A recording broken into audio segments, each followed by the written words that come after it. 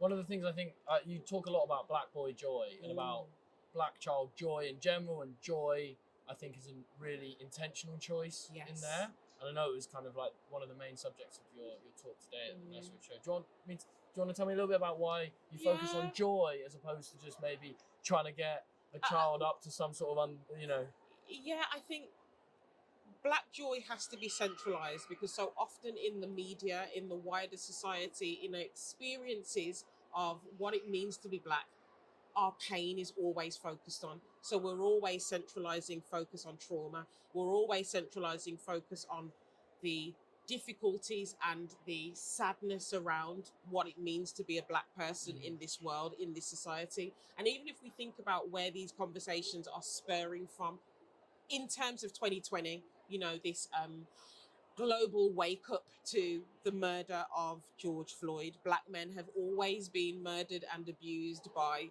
the police, have always been intentionally targeted by the systems and the power that is there. And when I'm looking at black joy, it's because we want to really shift the focus on what does it mean to be joyous and to be black? What does it mean to have black joy in childhood? What does it mean to think about this really intentionally instead of the focus always being on the trauma, instead of the focus always being on the pain? We recognize that as a result of racism, of course it's traumatic, of course it's painful, but what does it mean to constantly talk about that for the children who are black?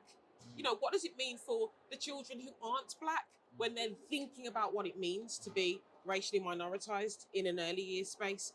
I don't want us to be always focusing on the pain and the trauma because there is so much joy to talk about and to celebrate and to think about and to consider